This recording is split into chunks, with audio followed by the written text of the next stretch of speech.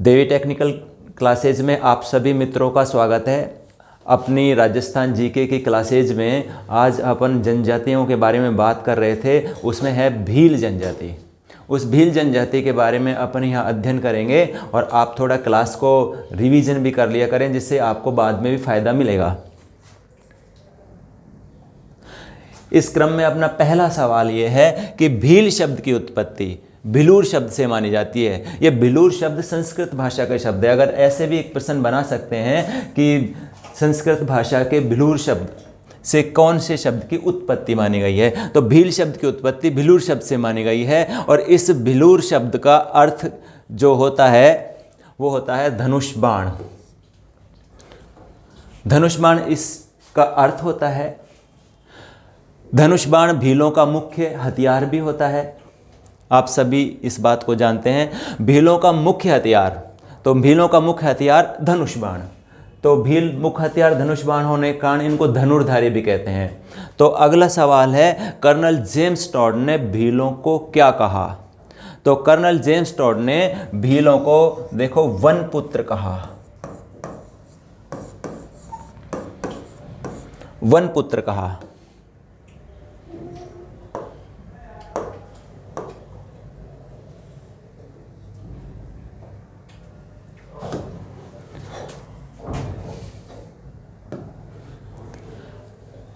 राजस्थान में संख्या की दृष्टि से भीलों का स्थान कौन सा है? तो राजस्थान में संख्या की दृष्टि से अगर भीलों की बात करें तो भीलों की जनसंख्या सेकंड स्थान पे आती है और प्रथम स्थान पे अपन ने बात की थी मीणा जनजाति आती है। मीणा जनजाति का पहला स्थान है और भील द्वितीय स्थान पे आते हैं।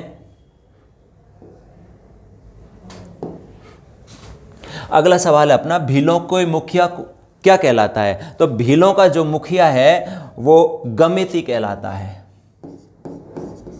आप इस बात को ध्यान रखें, गमिती कौन होता है? अगर आपसे पूछें कि पालों का मुखिया क्या कहलाता है, भीलों के जो छोटे गांव हैं वो फला कहलाते हैं और बड़े गांवों को पाल कहा जाता है। पालों का मुखिया जो होता है पाल, आएगा सवाल, उसका मुखिया कहलाता है पालवी। और इन पालवियों का मुखिया कौन कहलाएगा? गमेती। तो पाल का मुखिया बड़े गांव पाल है, उनका मुखिया पालवी कहलाता है और इन पालवियों का मुखिया गमेती। यह सीधा ही सवाल आपसे पूछें, ये पूछ लिया कई परीक्षाओं में कि भीलों का मुखिया क्या होता है, तो आपको गमेती करना है। अगर आपसे पूछें कि भीलों में बड़े गांव पाल होते हैं, उनका मुखिया क्या कहलाता है, तो फिर उनका मुखिया पालवी कहलाएगा। अब भीलों का छोटा गांव फला कहलाता है, तो बड़ा गांव क्या है? बड़ा गांव भीलों का पाल कहलाता है। नेक्स्ट,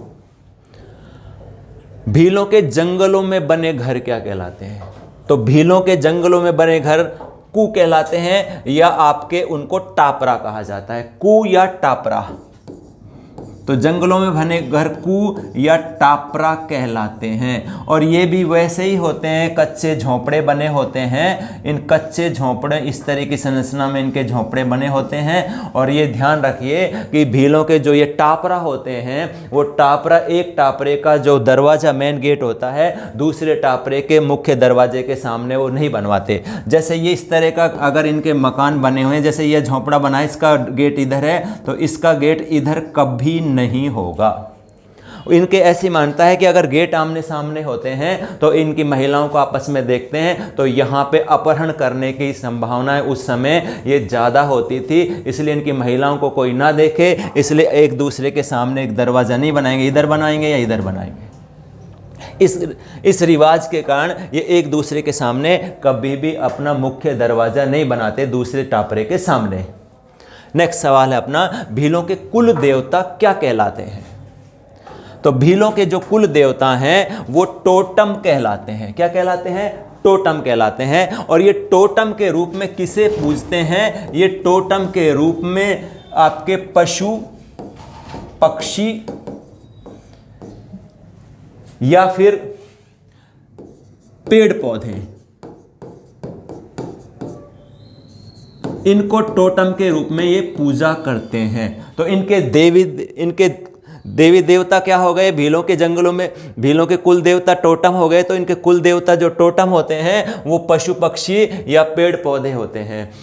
अपने यहाँ पे भी हिंदू धर्म में भी पशु पक्षियों को और पेड़ पौधों को देवता माना है। जैसे अपन पीपल को देवता मानते हैं, तुलसा को देवता मानते हैं, पूजते हैं उनको, केले को पूजते हैं, ऐसे गाय को पूजते हैं। अपन बहुत सारे पशुओं को इस तरह के पूजन के रूप में इस्तेमाल करते हैं। जैसे गणेश जी की सवारी चूहे के रूप में पूजते हैं, लक्ष्मी जी के उल्लू के रूप में पूजते हैं। तो ऐसे ही उन्होंने भी इसी तरह के पशु पक्षी पेड़ पौधों के रूप में उन्होंने कुल देवता बनाए हैं, जिनको उनके कुल देवता टोटम के रूप में जाना जाता है।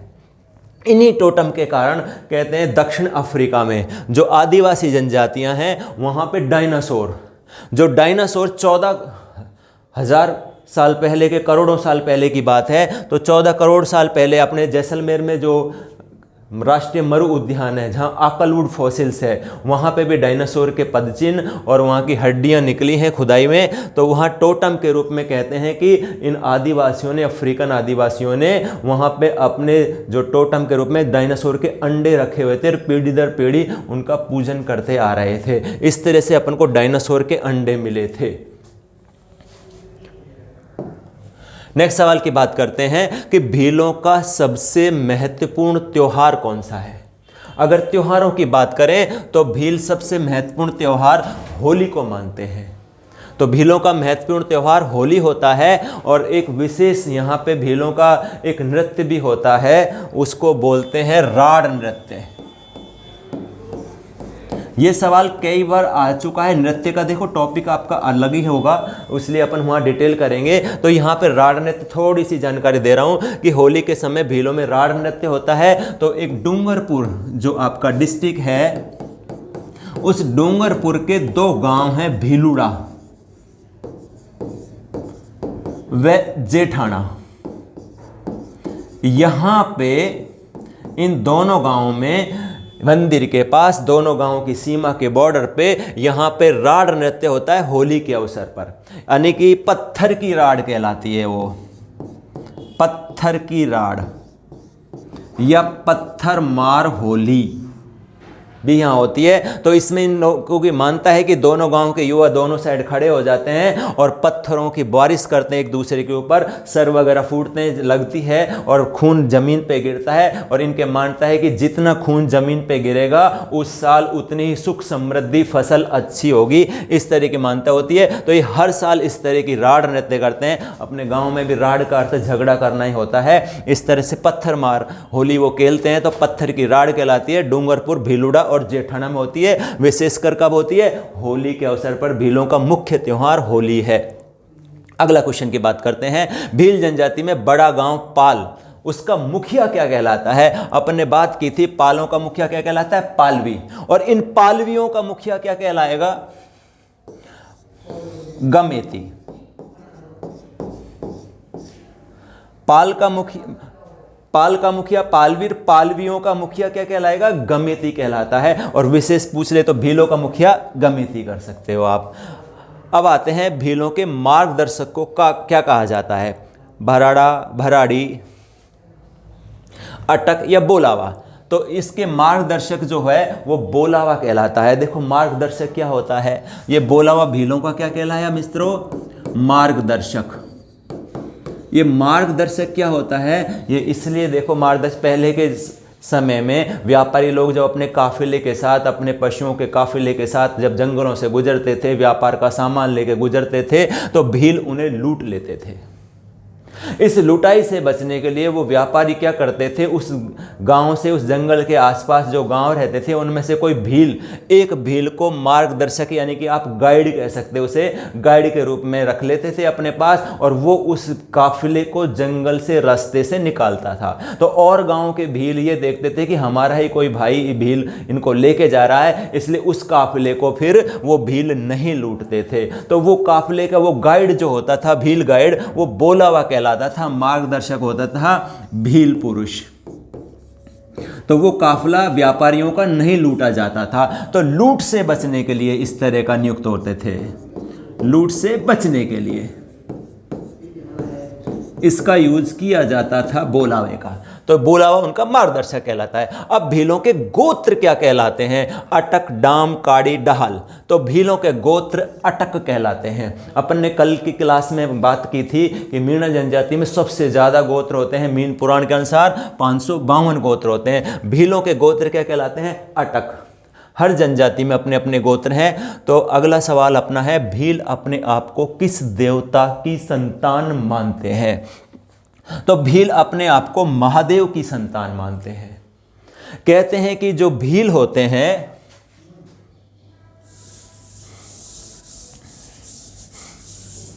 जो भील होते हैं वो महादेव को अपनी संतान महादेव की अपनी खुद को संतान मानते हैं और महादेव उनके आराध्य देव भी हैं। तो कहते हैं कि महादेव की दूसरी पत्नी, उसे उपपत्नी के रूप में मान सकते हैं।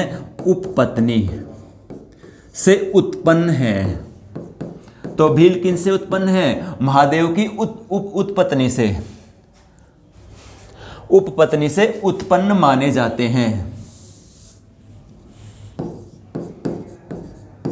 उपपत्नी कौन है? एक शिव पुराण में कथा मिलती है कि एक बार महादेव जी ध्यान में बैठे हुए थे। उनकी पत्नी पार्वती जी ने जब वो ध्यान से बाहर आए तो पूछा, महादेव जी अगर मेरे से सुंदर कोई दूसरी महिला आपको मिल जाए तो क्या आप उससे शादी कर लोगे? तो महादेव जी ने मना किया और कहा, मैं तो ध्यान वगैरह करने वाला व्यक्ति हूँ, मैं किसी और आपसे ही शादी कर लिया जो ही बहुत है, किसी और से नहीं करूँगा। तो पार्वती जी को ये आंसर जचा नहीं। तो उन्होंने 1-2 दिन का भुलावा देके कहते हैं कि एक बहुत सुंदर भीलनी का रूप रखा और महादेव जी जब ध्यान में बैठे थे तो पाजे वगैरह छम छम करते उनके सामने आती हैं। महादेव जी का ध्यान टूटता है और महादेव जी उस भीलनी के, जो पार्वती बनी थी भीलनी, उनके पीछे पीछे चलते थे। तो कहते हैं कि महादेव जी ने उस भीलनी से शादी कर ली, जो पार्वती थी, रूप बना हुआ था भीलनी का, शादी कर ली। उस शादी से उत्पन्न, तो वो उपपत्नी कहलाती है महादेव जी की। तो उस भीलनी जो पार्वती ही बनी हुई थी, उससे उत्पन्न संतान भील अपने आप को मानते हैं। तो कहते हैं कि महादेव जी से हमारी उत्पत्ति हुई है और उनकी उपपत्नी जो थी वो भीलनी से। इसलिए ऐसा मानते हैं। अगला सवाल है अपना, भील पुरुष अपने बालों को ढकने के लिए सिर पर जो पहनते हैं उसे क्या कहते हैं? कछाऊ, पगड़ी, पोतिया या गमछा। तो सर पर बालों को बांधने के लिए जो साफा बोलते हैं अपन, तो वो साफा जो होता है वो पोतिया कहलाता है। भील जनजाति में कछाऊ कौन पहनता है? तो भील जनजातियों में जो कछाऊ होता है वो महिलाओं का वस्त्र होता है। पेटीकोट जैसे महिलाएं पहनती हैं, ऐसा ही वो वस्त्र होता है, वो कछाऊ कहलाता है, महिलाएं पहनती हैं। भीलों की भाषा में ढेपाड़ा क्या है? तो भीलों की भाषा में ढेपाड़ा जो होता है, भीलों की तंग धोती होती है, जो अपने गांव में बुजुर्ग लोग पहनते हैं। गांधी जी वाली धोती इस तरह की होती है, भील घुटनों तक टाइट धोती उसको बांधते हैं, गांधी जैसे बांधते थे गांधी जी। तो वो ढेपाड़ा जो होती है वो भीलों की तंग धोती कहलाती है। दक्षिणी राजस्थान की जनजाति में बड़ालिया का क्या अर्थ है?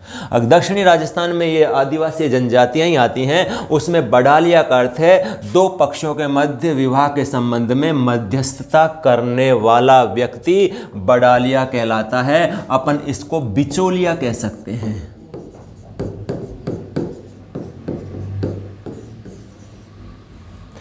होता क्या है कि भीलों का जो है कुंभ मेला भरता है वेणेश्वर धाम में, नेवटपरा गांव है, तहसील आसपुर है, डूंगरपुर में। तो वहाँ पे जब इनका मेला भरता है तो वहाँ भीलों का कुंभ मेला कहलाता है। त्रिवेणी संगम में सोम, माही, जाखम नदियों का संगम वहाँ होता है। तो वहाँ मेले में भील पुरुष और महिलाएं जब जाती हैं, अविवाहित लड़के लड़कियाँ, तो लड़का लड़की को भगा ले जाता है। जब इस तरह से वहाँ लड़का लड़की को भगा ले जाता है तो परिवारों में झगड़ा होता है। उस झगड़े को तय करने के लिए, उस झगड़े को निपटाने के लिए एक बिचौलिया बड़ालिया आता है। बड़ालिया कहता है, अब वो पर जो पुरुष होते हैं यानी कि जो लड़के वाले होते हैं उनके परिवार वाले, लड़की के परिवार वाले एक साथ बैठते हैं किसी पेड़ के नीचे और वहाँ पे उनका ये झगड़ा तय किया जाता है। तो उसे भी बोलते हैं झगड़ा तय करना।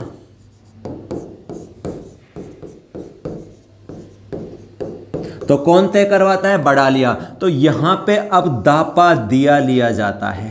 तो मैंने आपको बताया था दापा का अर्थ क्या होता है? दहेज।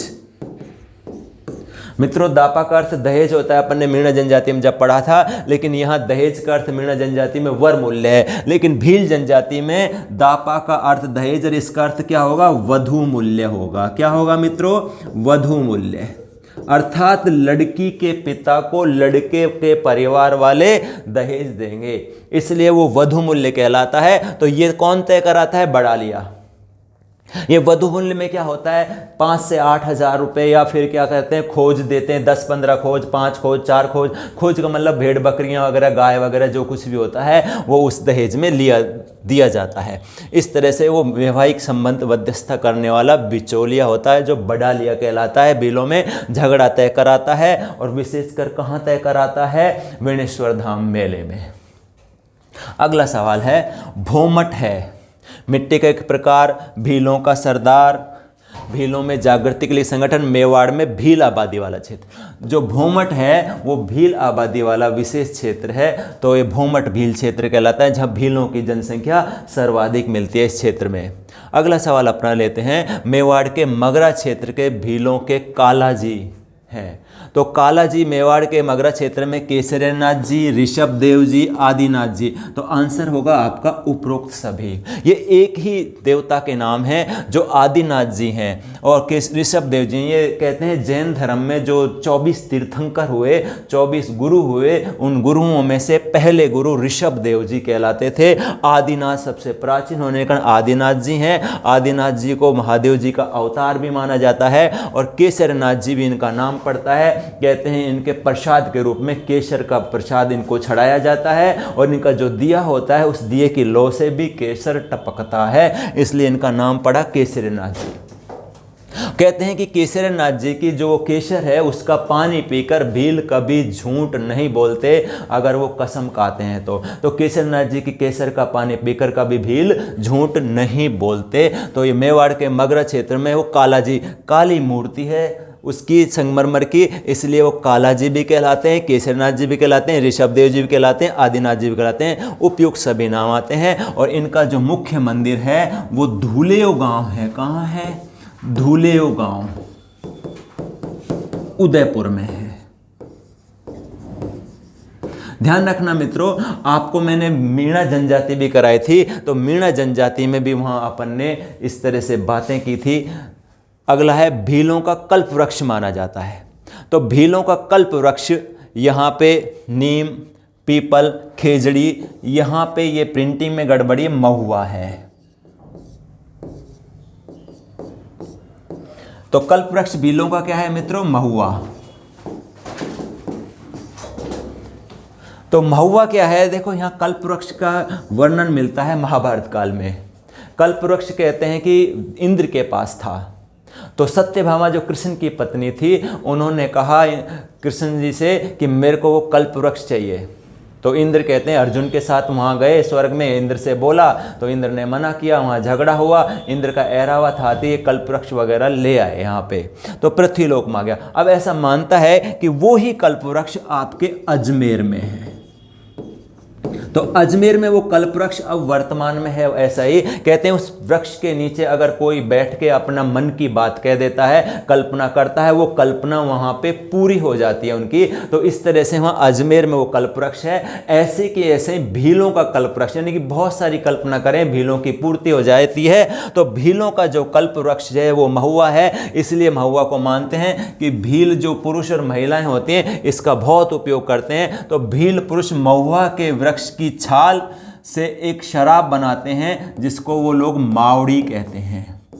तो उनकी शराब बनती है एक, तो इससे इनके फूलों से महिलाएं श्रृंगार करती हैं, फूलों का श्रृंगार के रूप में उपयोग लेती हैं। इनकी पौष्टिक सब्जी बनती है, इसकी छाल से बहुत सारे मेडिसिन यूज होते हैं, इलाज करती हैं भील पुरुष महिलाएं, इसलिए बहुत सारी चीज़ों को ये पूर्ति करता है, इसलिए उनका कल्प वृक्ष कहलाता है।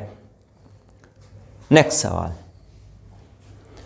दक्षिणी राजस्थान की भील जनजाति निम्न में से कौन सा नृत्य नाट्य रूप में किया जाता है? तो मित्रों नाटक के रूप में अगर वो नृत्य होता है तो वो नृत्य गौरी नृत्य है।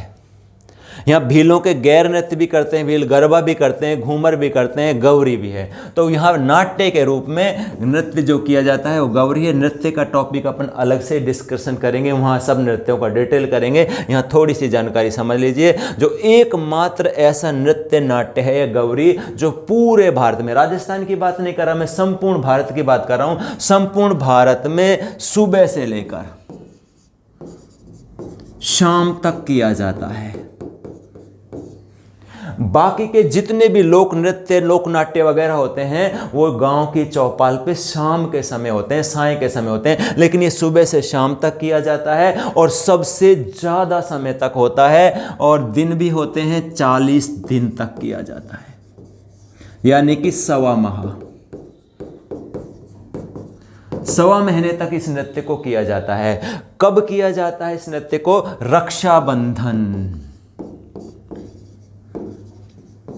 रक्षाबंधन के अगले दिन से ये नृत्य किया जाता है, 40 दिन तक किया जाता है और इसका ऐतिहासिक महत्व भी है। अपन बात करेंगे उड़कासमेर चौराहे की घटना, विशेषकर उड़कासमेर चौराहा उदयपुर में इस नृत्य को विशेषकर किया जाता है। वैसे पूरे मेवाड़ क्षेत्र में होता है, लेकिन उदयपुर उड़कासमेर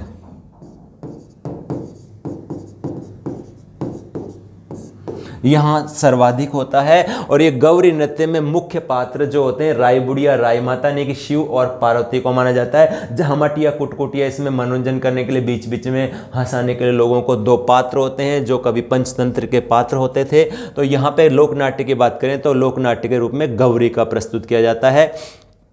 अलग अलग कहानियाँ, 40 दिन तक अलग अलग नृत्य किए जाते हैं अलग अलग कहानियों पे। लेकिन इस नृत्य की शुरुआत शिव भस्मासुर कथा से होती है। नाट्य की अगर शुरुआत माने अपन कि शुरुआत किस घटना से होती है तो वो घटना है शिव भस्मासुर कथा।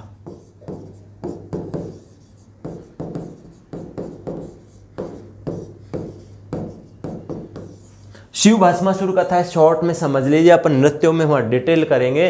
तो शिव भस्मासुर कथा नृत्य नाट्य की शुरुआत इस तरह होती है कि कहते हैं कि एक बार महादेव जी की एक राक्षस तपस्या करता है और महादेव जी को प्रसन्न करता है और महादेव जी से वरदान मांग लेता है। जब वरदान मांगता है तो महादेव जी से कहता है कि मेरे को अजर अमर का वरदान दे दो।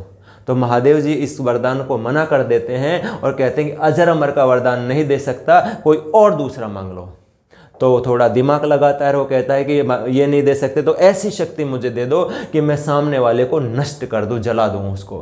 तो महादेव जी अपना कड़ा उतार के दे देते हैं हाथ का और कहते हैं इस कड़े को जिसके ऊपर भी घुमा दिया वो जल के भस्म हो जाएगा। तो उस राक्षस का नाम पड़ा भस्मासुर। तो जब ताकत आती है तो दिमाग भी संतुलन बिगड़ जाता है और उसने सोचा मैं संसार का सबसे ताकतवर व्यक्ति मैं ही हूँ, चलो प्रैक्टिकल करते हैं, इस महादेव जी पे कड़ा घुमा के देखते हैं और इनकी पत्नी बड़ी सुंदर है, इससे मैं शादी कर लूँगा, अब सब शक्तिमान मैं ही हूँ। तो महादेव जी के ऊपर कड़ा घुमाने लगते हैं। महादेव जी आगे आगे भाग रहे हैं और राक्षस पीछे पीछे। तीनों लोगों में चक्कर लग रहे हैं। पार्वती परेशान हो जाती है, विष्णु भगवान के पास जाती है, विष्णु भगवान उनकी मदद करते हैं और विष्णु भगवान वैसा कि वैसा ही पार्वती का सुंदर रूप रखते हैं और उस राक्षस भस्मासुर के सामने आते हैं और कहते हैं इस मोड़े को क्यों भगा रहे हो। तो वो कहते हैं कि अब मैं संसार का सबसे शक्तिशाली व्यक्ति मैं हूँ, अब मैं इसको मार के तेरे से शादी करूँगा। तो पार्वती बने हुए विष्णु भगवान कहते हैं मैं तो खुद ही इसको छोड़ना चाहती हूँ, इसको मारने की क्या जरूरत है, मैं खुद ही इससे परेशान, इसके पास मकान नहीं है, पहाड़ों में घूमता रहता है, जंगलों में रहता है, सांप बिच्छू लटका रखे हैं, डर लगता है मेरे को इससे। लेकिन मैं इसकी एक बात से इससे शादी की थी, ये डांस बहुत अच्छा करता है, नृत्य बहुत अच्छा करता है, अगर आप भी नृत्य करना जानते हो तो मैं आपसे शादी कर लूँगी। राक्षस ने सोचा भगवान है, महादेव जी ने वरदान दिया, चलो छोड़ देते हैं, शादी तो हो ही रही है। तो उन्होंने कहा राक्षस ने मेरे को नृत्य नहीं आता। तो विष्णु भगवान बने हुए पार्वती के रूप में कहते हैं चलो कोई बात नहीं, जैसे मैं स्टेप करते हैं ऐसे ही करो। तो वो डांस करने लगे, ऐसे हाथ घुमाए उन्होंने, तो राक्षस ने भी घुमा दिया, खुद ही जल के भस्म हो गए। तो इस घटना से इस नृत्य नाट्य की शुरुआत होती है। फिर हर रोज अलग अलग कथाएँ चलती हैं 40 दिन तक। अगले सवाल पर चलते हैं अपन, भीलों का खेल नृत्य कौन सा है। तो मित्रों भीलों का खेल नृत्य नेजा नृत्य है। तो भीलों का खेल नृत्य कौन सा है, नेजा नृत्य। इसके बारे में बात करते हैं, नेजा नृत्य के बारे में।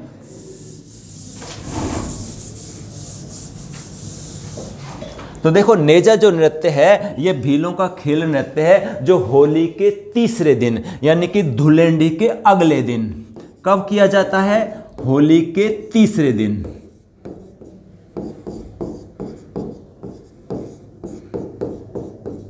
धुलेंडी के अगले रोज से।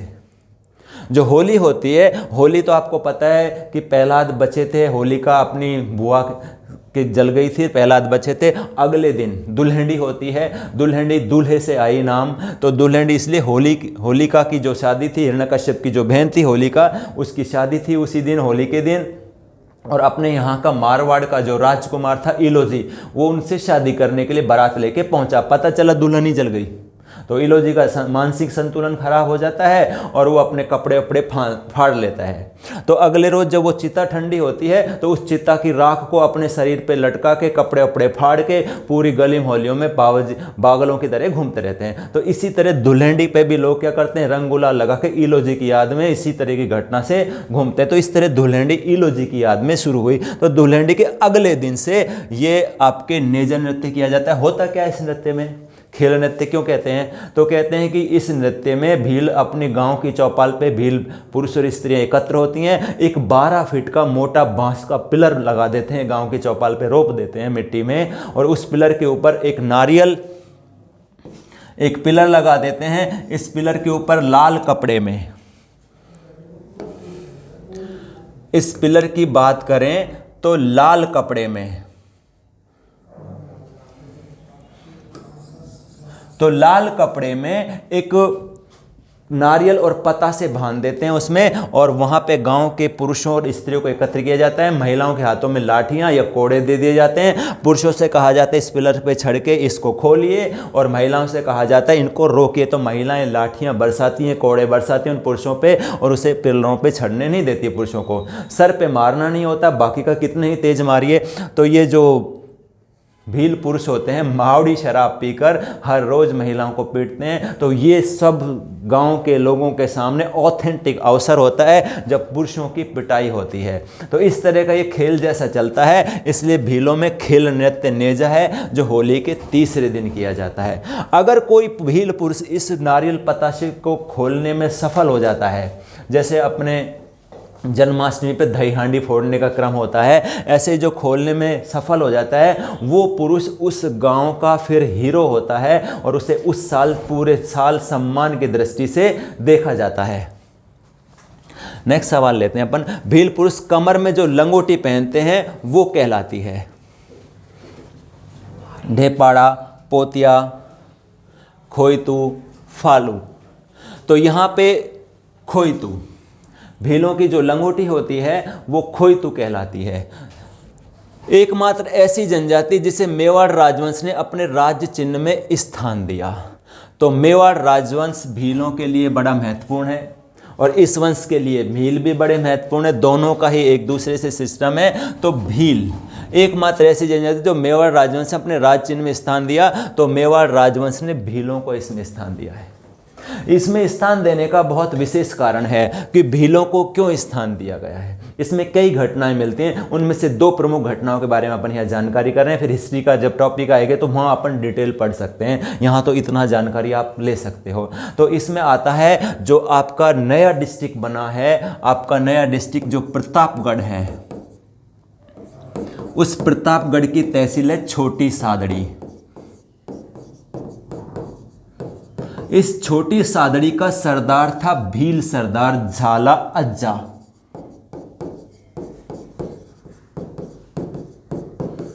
इस भील सरदार ने आपके भरतपुर में जब खानवा का युद्ध हुआ बाबर और राणा सांगा के मध्य, तो राणा सांगा की इतनी विशाल सेना थी, बाबर कहते हैं 5000 ही था, 5000 सैनिक थे बाबर के पास, और राणा सांगा की खुद की मेवाड़ की विशाल सेना, कहते हैं 104 राजाओं ने अपने सेनापतियों के साथ अपनी सेना भेजी थी। 7 राजा खुद अपने सेना के साथ आए थे और 9 राव अपनी सेना के साथ उस युद्ध में उपस्थित थे। इतनी विशाल सेना थी। खानवा के पास ही रूपबास नामक स्थान पे भरतपुर में युद्ध हुआ था 1 महीना पहले। उसके बाद उसमें बड़ी मुश्किल से जान बचा के भागे थे बाबर के सेनापति, तो सांगा वहाँ जीते थे। सांगा ने फिर आगरा किला जीता। आगरा से जीतने के बाद सीधे वापस भरतपुर आए, खानवा में जहाँ बाबर रुका हुआ था। इस 1 महीने के व्यवस्था में उसको बहुत सारी खाई खंदक तोपों का अरेंजमेंट करने में टाइम मिल गया था, इस वजह से। तो वहाँ पे गड़बड़ हो गई। राणा सांगा बहुत वीर था, एक आंख नहीं है, एक हाथ नहीं है, एक पैर नहीं है, 80 घाव हैं, फिर भी वो युद्ध के लिए कभी युद्ध नहीं हारा। तो लेकिन उसने बहुत सारी गलतियाँ कर दी, वो हिस्ट्री में अपन बात करेंगे क्या हुआ। लेकिन इस तरह से जब वो युद्ध चल रहा था तो कहते हैं कि जो हसन खां मेवाती थे, अलवर के सेनापति थे, यहाँ से गए 10,000 सैनिक लेके खड़े थे राणा सांगा के पीछे। तो उन्होंने कहा महाराज इब्राहिम लोदी से जब पानीपत का युद्ध हुआ था तो मैं उस युद्ध में इब्राहिम लोदी के साथ था, हमने इनकी तोपों की ताकत देखी। तो ध्यान रखना, बहुत सारे लोग कहते हैं बाबर ने तोपों का पहला प्रयोग खानवा में किया, खानवा में नहीं किया, इब्राहिम लोदी के साथ पानीपत के मैदान में किया था। तो खानवा तो दूसरा युद्ध भूमि हुई। तो कहते हैं कि जब वहाँ पे इस तरह से कहा तोपें आगे कर दी गई, राजपूत लोग आगे कदम बढ़ाते हैं, पीछे नहीं हटते, ये कहा उससे हसन खां मेवाती से। तो वो आगे मेदिनी राय जो राणा सांगा का सेनापति था उसने आक्रमण किया। तो एक तोप का गोला आके लगा, मेदिनी राय का घोड़ा उसमें वहीं पे मर गया, मेदिनी राय बुरी तरह घायल हुए। तो राजपूत आगे बढ़ते रहे, तोप के गोले चलते रहे। तो ताकत दिखानी तलवार की तो तब दिखाते जब गोलों से बचते। तो बहुत सारे वीर मारे गए थे। तो उसी दौरान कहते हिंदुस्तान के राजाओं की एक कमी और थी, ये युद्ध भूमि में जोश दिखाने के लिए सबसे आगे आगे होते थे। तो आगे आगे होने का नुकसान ये था कि जो दुश्मन सेना सामने से अचानक बहुत सारे तीरों की एक साथ बरसात करती है, तो ऐसे ही बरसात ये राणा सांगा जो थे हाथी पे बैठे थे, ऐसी बरसात तीरों की आई। तो राणा सांगा के एक तीर सर में लगा, हाथी पे बेहोश हो गए।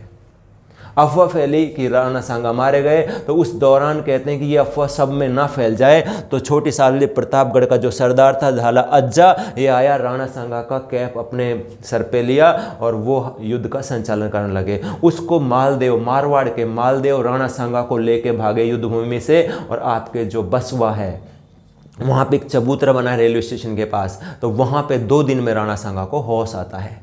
फिर उसके बाद रणथंबोर चले जाते हैं राणा सांगा। तो वहाँ झाला अज्जा ने इनकी जान बचाई थी, खुद ने वो कैप लेके राणा सांगा खुद बन गए थे। तो एक बार यहाँ जान बचाई। दूसरी घटना हल्दी घाटी युद्ध महाराणा प्रताप की मिलती है। कहते हैं कि महाराणा प्रताप का जब हल्दी घाटी युद्ध हुआ तो 1576, ये राणा सांगा का युद्ध हुआ था 1527 में।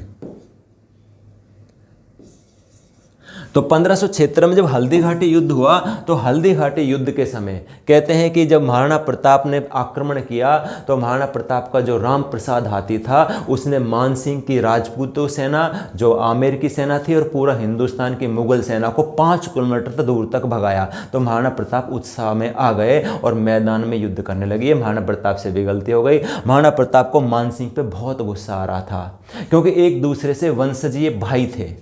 कहते हैं कि जो महाराणा प्रताप का वंश है, जो गुहिल वंश है, गहलोत वंश है, सिसोदिया वंश है महाराणा प्रताप का, वो भगवान राम के लव संतान से है। और जो आमेर का कछुआ वंश है वो राम की कुश संतान है। तो वहाँ पे अपने भाई बंधुओं के इस गुस्से से कहते हैं कि चेतक घोड़े से वो पूरी मुगल सेना को चीरते हुए पीछे ही पीछे खड़े जो मान सिंह था वहाँ पे पहुँचे। और मान सिंह का हाथी जो मर्दाना था, मान सिंह का हाथी का नाम क्या है मित्रों? मर्दाना। उस मर्दाने पे अपने चेतक घोड़े की एड़ लगाते हैं। चेतक घोड़ा उसके दोनों पैर अब उसके सर पे रख देते हैं और कहते हैं मान सिंह को राणा प्रताप 80 किलो का भाला मारते हैं। तो उसके महावत जो हाथी का ड्राइवर होता है, महावत कहलाता है, उसमें से घुस पार होते हुए जो हौद होती है, कटघरा कहलाता है, हाथी के ऊपर जहाँ राजा बैठता है उसमें घुस जाता है। मान सिंह भी सेनापति था, छोटा मोटा सैनिक नहीं था, युद्ध कला जानता था, तो उसने वो वार बचा लिया। कहते हैं इतने में चारों तरफ से जो मुगल सैनिक थे प्रताप पे टूट पड़े। महाराणा प्रताप पे बहुत सारे तीर भालों की बौछार कर दी। महाराणा प्रताप को बहुत सारे तीर भाले घुस गए। महाराणा प्रताप बड़ी मुश्किल से अपनी जान बचाई, वहाँ पे बचा रहे थे। तो कहते हैं उसी समय छोटी सादड़ी का सरदार जो था झाला बीदा, ये आते हैं। महाराणा प्रताप जैसे ही दिखते हैं तो ये महाराणा प्रताप का कैप लेते हैं और चेतक से कहते हैं प्रताप को लेकर निकलो। तो चेतक वहाँ से भागता है और ये उसका कैप खुद ओढ़ लेते हैं। तो जो सैनिक इस कैप को बदलते हुए देखते हैं वो तो प्रताप के पीछे जाते हैं कि असली तो राजा वो है। बाकी के बीदा पे टूटते हैं, थोड़ा सा ये प्रतिरोध करते हैं, बाकी के इसके टुकड़े टुकड़े कर दिए जाते हैं। तो कुछ 150 सैनिक प्रताप के साइड भागते हैं तो प्रताप वहाँ से जंगलों की ओर निकलता है, तो हल्दी घाटी का नाला आता है देव वहाँ पे, तो वहाँ से चेतक का एक पैर इस घटना से, जो मर्दाना हाथी के सूंड में एक तलवार थी, खड़ग थी बड़ी, उससे उसके पिछले पैर काट दिए जाते हैं, तो वो जंप नहीं ले पाता, हल्दी घाटी के नाले में गिर जाता है। वहाँ राजसमंद डिस्ट्रिक्ट में आज वो बलीचा गांव है, वहाँ पे 4 खंभों से उस चेतक की समाधि बनी है, वहीं पे उसकी टांगें टूट जाती हैं और वो मृत्यु हो जाती है उसकी, लेकिन महाराणा प्रताप फिर जंगलों में चले जाते हैं। इस तरह से यहाँ पे सरदार, जो भील सरदार हैं, इन वंश की रक्षा कर रहे हैं। इसलिए मेवाड़ राजवंश में जो राज चिन्ह में जो है भीलों के सरदार जो झाला, यहाँ पे अगला सवाल है उसमें बात करते हैं, किस भील सरदार को मेवाड़ के राज चिन्ह में स्थान दिया गया? तो भील सरदार जो थे पुंजा, उनको ध्यान रखना है, झाला अज्जा नहीं, झाला बिद नहीं, झाला पुंजा। तो पुंजा को मेवाड़ राज चिन्ह में स्थान दिया गया है। मेवाड़ का राज चिन्ह कैसा है? बीच में चित्तौड़ का किला है, एक साइड महाराणा है, एक साइड भील सरदार पुंजा है। तो अपन मीलों राज चिन्ह की बात करें तो देखो मित्रों,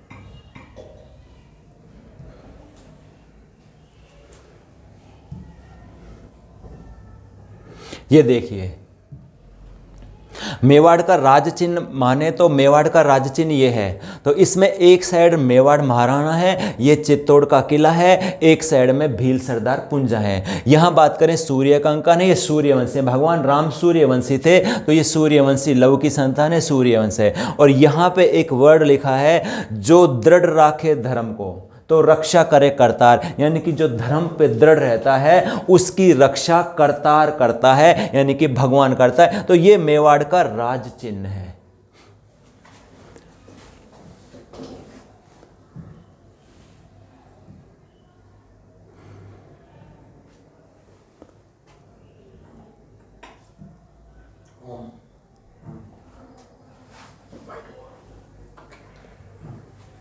तो अपन बात करते हैं मैडम मित्रों, भील सरदार को मेवाड़ के राज चिन्ह में स्थान दिया, तो किसको दिया है? पुंजा को दिया है। अब बात करते हैं केसरनाथ जी की छड़ी केसर का पानी पीकर कौन सी जनजाति झूठ नहीं बोलती? तो केसरनाथ जी की छड़ी केसर का पानी पीकर भील जनजाति, कौन सी जनजाति? भील जनजाति झूठ नहीं बोलती। तो आपका आंसर होगा भील। भीलों में दुल्हन द्वारा शादी के अवसर पर पहने जाने वाले लाल रंग की साड़ी क्या कहलाती है? तो लाल रंग की साड़ी सिंदूरी कहलाती है। तो सिंदूरी कलर कहते हैं लाल रंग की साड़ी को। और ध्यान रखना मित्रों, अगर वो पीले रंग की साड़ी पहनती है, पीला वस्त्र पहनती है, पीले रंग का वस्त्र पहनती है, तो वो वस्त्र कहलाता है पिरिया। और शादी में अगर लाल रंग की पहनती है तो क्या कहलाएगी? सिंदूरी कहलाएगी। भील महिलाएं भी ध्यान रखना, आदिवासी महिलाओं में तारा भांत की ओढ़नी भी होती है। राजस्थान में भील सर्वाधिक किस संभाग में निवास करते हैं? अगर संभाग की बात करें तो उदयपुर संभाग में भील सर्वाधिक संख्या में निवास करते हैं। भीलों में उपचार की पद्धति कहलाती है। तो भीलों में उपचार की पद्धति डाम कहलाती है। विशेषकर ध्यान रखना, भीलों में उपचार क्या होता है? जब कोई व्यक्ति बीमार हो जाता है तो भील नेचर से उसका इलाज करते हैं, या तो जड़ी बूटी से इलाज करते हैं, या क्या करते हैं भील उनके कपड़े खोल के जो उनके खेत होते हैं मिट्टी में उसको रिगेड़ते हैं, घींचते हैं, तो या तो उनका बुखार ठीक हो जाता है। फिर भी अगर उनका बुखार ठीक नहीं होता है तो फिर क्या करते हैं, वो गरम गरम सलाखें करके उस व्यक्ति के शरीर को दागते हैं उन सलाखों से, तो वो टेक्निक डाम कहलाती है। तो डांग में क्या करते हैं? गरम गरम सलाखों से शरीर को दागा जाता है।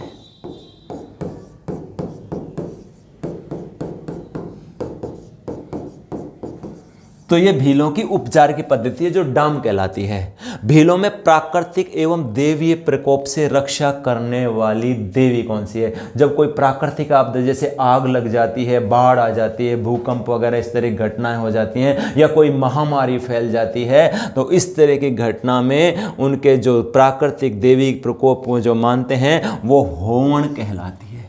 क्या कहलाती है मित्रों? होवण कहलाती है। तो प्राकृतिक देवी प्रकोप की रक्षा कौन करती है? होवण देवी करती है। अगला सवाल है, भीलों में वैवाहिक भित्ति चित्रण की लोक देवी कौन सी है? तो वैवाहिक चित्रों की लोक देवी है भराड़ी। तो यहाँ पे वैवाहिक चित्रण की लोक देवी भराड़ी आपने देखा होगा, जब आपके अपने यहाँ पे भी बहुत सारे उत्तर पूर्वी राजस्थान में भी इस तरह का कल्चर है, राजस्थान में भी, तो जब शादी होती है तो शादी में जो दूल्हा होता है तो दूल्हा दुल्हन जब आते हैं आपके एक देवताओं का कमरा रहता है जहाँ पे वो अपना ढोक देते हैं, नमन करते हैं। उस कमरे में आपने देखा हो तो गाँव की महिलाएँ क्या करते हैं, एक गोबर जो होता है गाय का गोबर, उससे एक चित्र बनाती हैं, इस तरह का वहाँ चित्र बनता है।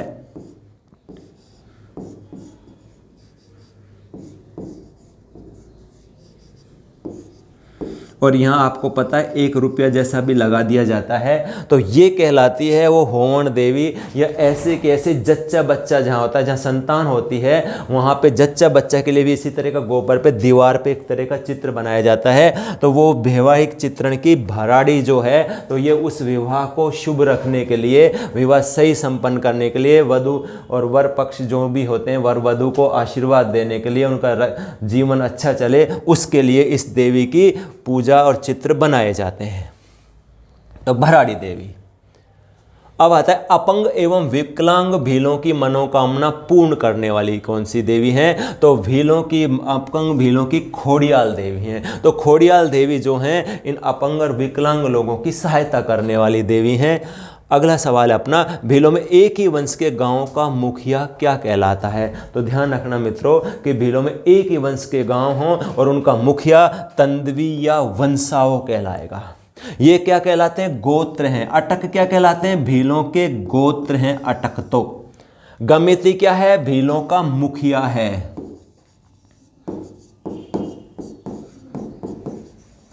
और मैंने बताया था बड़े गांव पाल हैं, पालवी उनका पालों का मुखिया, और पालवियों का मुखिया गमेती या भीलों का मुखिया गमेती। लेकिन एक ही वंश के गांवों के मुखिया क्या कहलाते हैं? तंदवी या वंशाओ कहलाते हैं।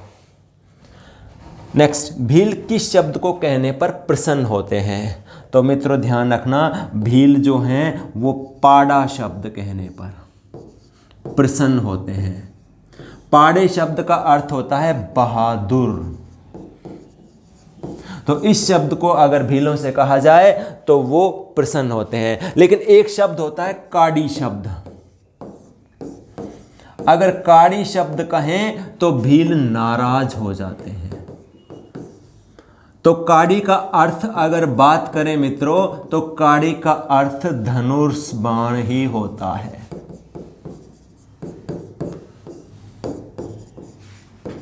धनुर्धारी।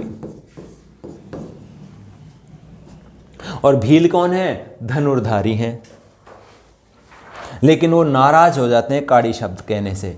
पाड़ा शब्द कहने से प्रसन्न होते हैं, काड़ी बोलने से नाराज हो जाते हैं, इससे प्रसन्न होंगे।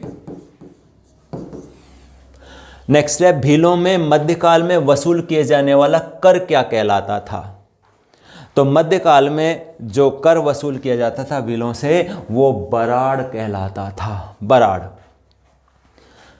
जजिया हिंदुओं से, जकात मुस्लिमों से ये लिया जाता था, मुगल काल में लिए जाते थे। बराड़ भीलों से लिया जाता था। भीलों में शराब कहलाती है। तो भीलों की शराब जो है वो मावड़ी कहलाती है। दोनों ऑप्शन आ गए तो ध्यान रखना, भीलों की शराब मावड़ी कहलाती है। तो मावड़ी भीलों की शराब कहलाती है। आपने बात की थी किससे बनती है? महुआ वृक्ष, जो भीलों का क्या है? कल्प वृक्ष है। महुआ वृक्ष की छाल व बीजों से बनता है। महुआ वृक्ष की छाल और बीजों से मावड़ी शराब बनाते हैं। और ये शराब भीलों के जो गांव होते हैं उनमें जो कू या टापरा उनके जो घर होते हैं या टापरा जो कहलाते हैं, उन टापराओं के पीछे, घर के पीछे ही भट्टी होती है। शराब बनने की हर घर के पीछे भट्टी होती है और इस शराब को भील महिलाएं बनाती हैं। कौन बनाते हैं? महिलाएं बनाती हैं। कैसे बनती है? यहाँ पे मावड़ी शराब देखिए, भीलों की जो शराब बनाई जाती है वो कुछ इस तरह से बना देते हैं, वो महिलाएं बनाती हैं। और उनके इस शराब के लिए बड़ा कल्चर भी है भीलों में शराब के लिए। देखो भील क्या करते हैं, वहाँ पे मटका लेते हैं और ये एक मटके को इस तरह लगा देते हैं, दो मटके एक दूसरे के ऊपर, और यहाँ पे पैकिंग कर देते हैं, इसमें एक छेद कर देते हैं, यहाँ पे भी पैक कर देते हैं, जड़ी बूटी गोंदों से पैक कर देते हैं, यहाँ पे एक लंबी सी नली लगा देते हैं। फिर यहाँ ये नली एक और मटके में जाती है, यहाँ पे गुड़ डाल देते हैं, उसमें छाल डाल देते हैं, पानी डाल देते हैं और महुआ के बीज डाल देते हैं। फिर कई दिन तक ये पानी सड़ने लगता है। अब इसको गर्म करते हैं। आग से गर्म करने पर इसमें जो वाष्प बनती है वो वाष्प यहाँ से इस कक्ष में आ जाती है, यहाँ से इस लंबी नली में आती है, ये ठंडी हो जाती है, तब तक बूंद बूंद करके इसमें गिरती है। यही मावड़ी है। इस तरह से ये शराब बनाते हैं मावड़ी को और बड़े चाव से पीते हैं। कहते हैं कि भीलों में जो मावड़ी शराब होती है, उनके जो ये कू टापरा होते हैं, इनके जो घर होते हैं कू या टापरा, इस टापरा में एक कमरा होता है जिसे अपन गेस्ट रूम कह सकते हैं। उस कमरे में वहाँ पे 8-10 घड़े एक साइड में गाड़ दिए जाते हैं। इधर की साइड का जो घड़ा होता है वो 10 साल पुराना होता है, फिर 9 साल 8 साल 6, और आज का घड़ा जो आज मावड़ी बनाई, इस वाले घड़े में जो जितना क्लोज इनका रिश्तेदार आएगा, नज़दीक का रिश्तेदार आएगा, जितना गहरा रिश्तेदार होगा, उसे 10 साल पुराने घड़े में से शराब पिलाएंगे, मावड़ी पिलाएंगे। और जो गांव का ऐसे ही कोई मिलने आया है, लोकल लोग हैं, तो आज जो मावड़ी बनी है उस घड़े में से पिलाएंगे। तो शराब जितनी पुरानी होती है उतनी अच्छी होती है। ये भील लोग अपने इस कल्चर को बनाए हुए हैं। तो यहाँ पे मावड़ी भीलों की शराब कहलाती है। नेक्स्ट, भीलों का कुंभ मेला वेणेश्वर धाम डूंगरपुर में किस तिथि को भरता है? तो देखो, भीलों का जो वेणेश्वर मेला है, यहाँ पे 3 नदियाँ मिलती हैं, सोम, माही और जाखम। ये इस कारण से त्रिवेणी संगम भी कहलाता है। यहां पे भीलों का कुंभ मेला भरता है। जैसे कुंभ मेला अपने यहां पे 12 साल में एक बार एक जगह आता है, साल में 4 कुंभ मेले भरते हैं। कुंभ क्या होता है? घड़े को बोलते हैं कुंभ। जब समुद्र मंथन हो रहा था तो राक्षस देवता जब बासु की नाक से मंथन कर रहे थे, तो वहां से कहते हैं कि अमृत भी निकला, विष भी निकला। तो जब अमृत निकला, उस अमृत को लेके जब भाग रहे थे देवता राक्षस आपस में छीन के, तो वो अमृत 4 जगह रखा, कुछ बूंदें वहां झलकी जमीन में, पृथ्वीलोक में, तो उन चारों जगह पे 4 कुंभ मेले होते हैं। तो ऐसे ही कहते हैं कि भीलों का कुंभ मेला है, वेणेश्वर धाम है, सोममाई नदी जाखम नदियों का संगम है। तो वहां पे माघ पूर्णिमा के दिन बड़ा मेला भरता है। माघ एकादशी से लेकर पूर्णिमा तक ये मेला भरता है। तो सबसे बड़ा मेला यहाँ पूर्णिमा के दिन होता है। तो माघ पूर्णिमा को भीलों का कुंभ मेला भरता है। ये वेणेश्वर धाम डूंगरपुर में है, जिसमें गांव का नाम है, वहां नेवटपरा गांव है। तहसील आसपुर है डूंगरपुर में। यहां ये कुंभ मेला बढ़ता है और कहते हैं भील अपने पूर्वजों की अस्थियां, जो मृतक हैं उनकी अस्थियां भी इस वेणेश्वर धाम में प्रवाहित करते हैं। जैसे अपने हिंदू धर्म में अपने गंगा जी में प्रवाहित करते हैं, हरिद्वार में। वेणेश्वर धाम की स्थापना किस संत द्वारा की गई? तो यहाँ पे संत माऊ जी द्वारा वेणेश्वर धाम की स्थापना की। अपने ये संत जो हैं इनका अलग से टॉपिक है, तो उनको अपन वहाँ डिटेल करेंगे। तो संत माऊ जी जो हैं वो कृष्ण भगवान के निष्कलंक अवतार माने जाते हैं। विष्णु के निष्कलंक अवतार हैं और ये कृष्ण के हैं। तो कृष्ण ने जो अवतार लिए उसमें बहुत सारे कलंक लगे उनको, माखन चोर बना वो, तो यहाँ पे ये कृष्ण के निष्कलंक अवतार हैं संत माओ जी। भीलों में सामाजिक जागृति लाने के लिए भगत पंथ की शुरुआत किसने की? तो भीलों में सामाजिक जागृति लाने के लिए भगत पंथ की शुरुआत गोविंद गिरी द्वारा की गई मित्रों। तो यहाँ पे गोविंद गिरी के बारे में आगे सवाल भी दे रखा है। वैसे तो भीलों में धार्मिक जागृति लाने के लिए, राजनीतिक जागृति लाने के लिए गोविंद गिरी ने इनके लिए आंदोलन भी चलाया, भगत पंथ की शुरुआत की। और मानगढ़ पहाड़ियों पे जब ये एकत्र हो रहे थे तो बहुत सारी भील, मेवाड़ भील कोर जो अंग्रेज़ों की सेना बनी हुई थी, उन्होंने चारों ओर से घेर के गोलियां चला दी थी। उस गोली में स्त्री पुरुष भील बच्चे 1500 के करीब मारे गए थे। तो गांधी जी ने इस घटना को डबल डायरशाही कहा। जैसे जनरल डायर ने जलियांवाला बाग हत्याकांड में घटनाएं की थी, ऐसे ही कहा कि ये तो अपने लोग ही चला रहे हैं इस तरह का। तो यहाँ पे दो घटनाएं जिन्होंने गांधी जी ने जलियांवाला बाग हत्याकांड से विभत्स कहा। एक तो अलवर का नीमूचाना कांड और दूसरा ये मानगढ़ पहाड़ी का बांसवाड़ा में हुआ। गोविंद गिरी के भी पैर में गोली लगी थी, बहुत सारे भील मरे थे। तो भीलों में अगला सवाल है, भीलों में स्थानांतरण कृषि कहलाती है। तो भीलों में स्थानांतरण कृषि मित्रों देखो वालरा कहलाती है। क्या कहलाती है? वालरा। स्थानांतरण कृषि होती क्या है?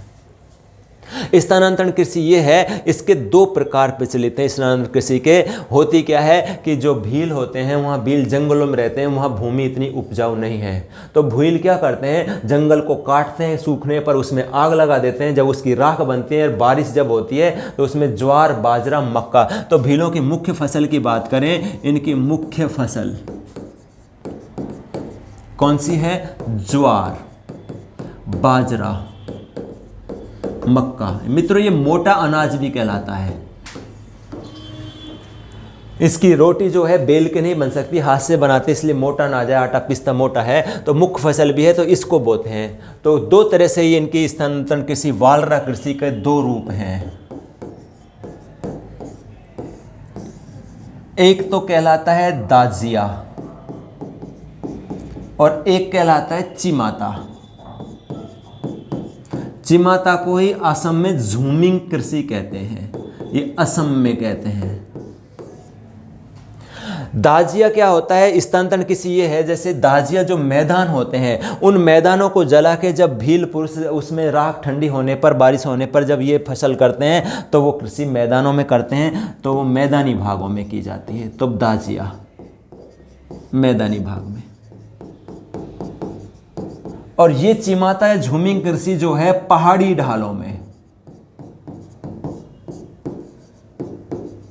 तो पहाड़ी ढालों में जो जंगलों को जला के काट के इस तरह के पहाड़ी संरचनाएं जो बनी होती हैं, वहाँ पे जो जंगली वृक्ष होते हैं उन पेड़ों को जला के काट के जब ये खेती करते हैं तो वो कृषि, फिर इस जंगलों को काट के जब खेती की जाती है तो ये कृषि चिमाता झूमिंग कहलाती है। और मैदानों को काट के उसमें आग लगा के जब कृषि की जाती है तो दाजिया कहलाती है। फिर स्थानांतरण कृषि इसलिए कहलाती है कि वहाँ वो ज़मीन इतनी उपजाऊ नहीं है, राखी है, कार्बन तो ज़्यादा आया है, तो वहाँ पे फिर अगले साल दूसरे स्थान पर जाएंगे, वहाँ का जंगल काटेंगे और वहाँ पे आग लगा के फिर उसमें खेती करेंगे। तीसरे साल फिर अगले स्थान पर जाएंगे, उसको साफ करेंगे, काटेंगे, जलाएंगे, फिर अगली खेती करेंगे। फिर तीसरे साल वापस पूर्व स्थिति में लौट के आ जाएंगे पहली वाली जगह पे, तब तक वो जंगल वहाँ पे हरा भरा दोबारा हो जाता है। इस तरह से बदल बदल के अलग अलग स्थान पे खेती करने के कारण ये कृषि फिर स्थानांतरण कृषि कहलाई, जिसके दो रूप हैं। दाजिया मैदानी भागों में कहलाता है और पहाड़ी इलाकों में जब ये खेती की जाती है इस तरह से काट के, तो वो फिर चिमाता, असम में इसको झूमिंग कृषि कहते हैं। आदिवासी भील अपने पूर्वजों की अस्थियां कहाँ विसर्जित करते हैं? तो अभी बात की मित्रों अपन ने वेणेश्वर धाम। तो वेणेश्वर धाम में आदिवासी अपनी अस्थियों को विसर्जित करते हैं। अगला है भीलों का रणघोष क्या कहलाता है? तो भीलों का रणघोष मित्रों फायरे फायरे कहलाता है। भीलों के अलग से नृत्य पढ़ेंगे वहां पे, तब नृत्यों के बारे में बात करेंगे। तो भीलों का एक नृत्य होता है मित्रों युद्ध नृत्य।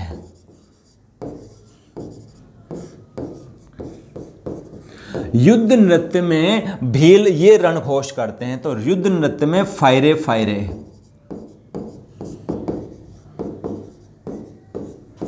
जय घोष बोलो, इसे रणघोष बोलो। ये करते हैं। क्या होता है, इस युद्ध को प्रतिबंधित किया है, अब प्रतिबंधित है राज्य सरकार द्वारा।